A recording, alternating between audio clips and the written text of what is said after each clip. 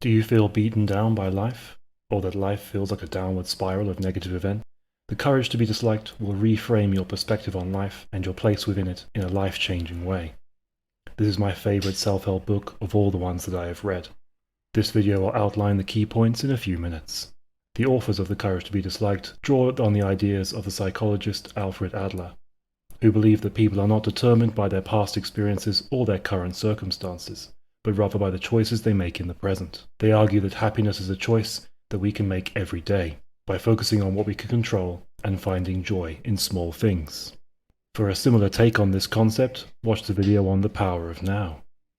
It takes courage to be happy, but ultimately happiness is a choice, and it is not dependent on external circumstances.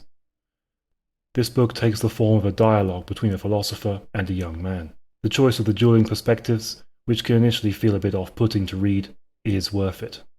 The philosopher starts out by explaining that happiness is not something that is given to us by others or by the world around us, but it is something we must choose for ourselves.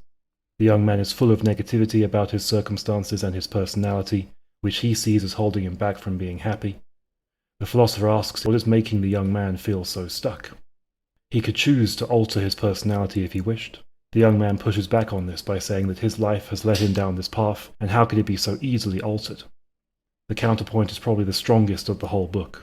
The philosopher points out that the young man's life path has been determined by his reactions to things that he could not control, and those reactions were not conscious but governed by his heuristics. Essentially, the young man was letting life mold him. This is because when we react without taking time to think, we are simply allowing our past experiences to take over. We follow what makes us content and safe, but not what makes us happy. Most people are content to not chase what makes them happy because they believe it is out of their control.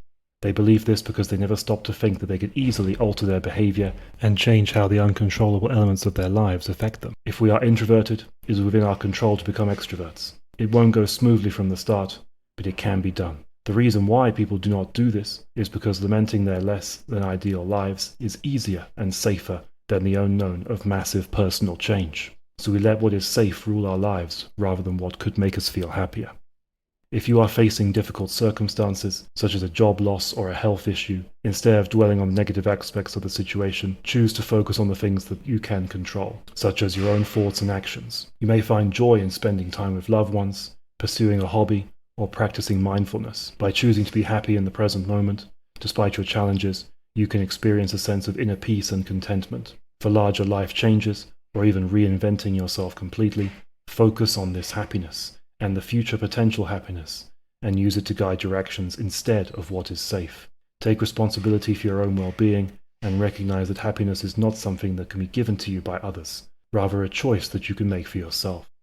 This leads into the next key point, which is that we are responsible for our own lives and the choices we make.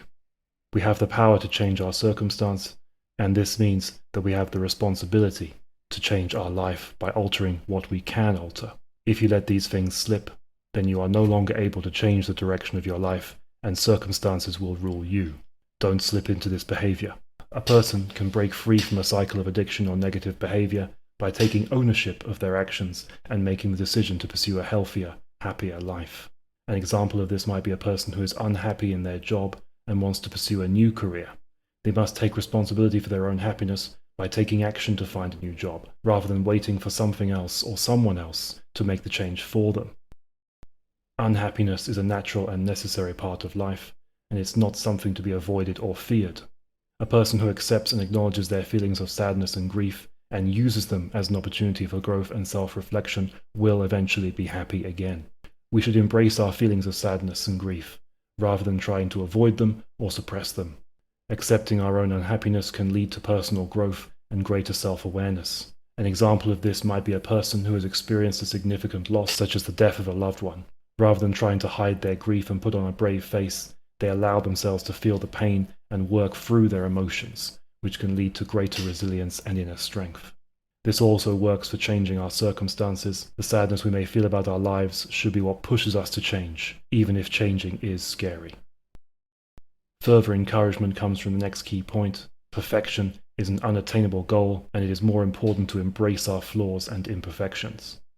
The desire for perfection will lead to paralysis and the inability to make choices which would improve us.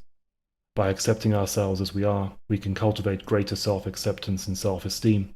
Our imperfections are what make us unique and lovable. A person who struggles with body image issues, rather than striving for an impossible idea of perfection, they learn to love and accept their body as it is, which can lead to greater self-confidence and a more positive self-image. It is important to assert your own opinions and beliefs, while also respecting the opinions and beliefs of others. It is best to be a person who expresses your thoughts and feelings in a calm and respectful manner, even in the face of disagreement or opposition. For more on this, see the video on non-violent communication. It is important to be both assertive and respectful, to encourage others to be open and trusting of us. Through this behavior, we can communicate openly, honestly, and constructively. Assertiveness is different from aggression or conflict, and that it is possible to communicate our needs in a calm and respectful manner. An example of this might be a person who feels uncomfortable with a particular social situation, such as going to a party where they don't know any people. Rather than forcing themselves to go and feeling miserable, they assert their own needs by declining the invitation and finding a more comfortable social situation. It is important to prioritize our own needs and well-being without neglecting the needs of others.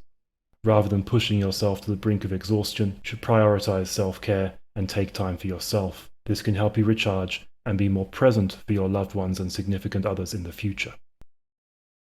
Our imperfections, disagreement, and the need for some selfishness can make us feel unworthy of love from others. But we all have the capacity to love and be loved. Anyone can form new connections and build deep and meaningful relationships, even if they have experienced hurt or rejection in the past.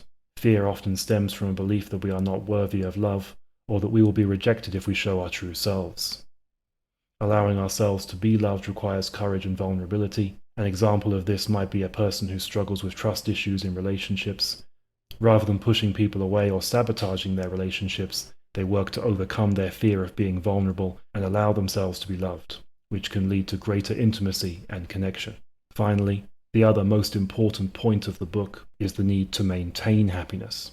Happiness is not a static state, and it requires ongoing effort and maintenance. You have to prioritize your own happiness and well-being, even in the face of challenges and setbacks, and you always have to be open to new experiences and opportunities for growth. Fear of being disliked often holds us back from pursuing our goals and expressing our true selves, and we must be willing to face criticism and rejection in order to grow and achieve our aspirations.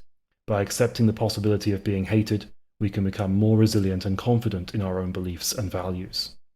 Being disliked is not the end of the world, and we can still find happiness and fulfillment even if not everyone approves of us. In truth, happiness is like riding a bicycle. Every moment a new destabilizing issue can arise. We must be ready and aware so we can adjust ourselves as we ride down the path to being happier. MA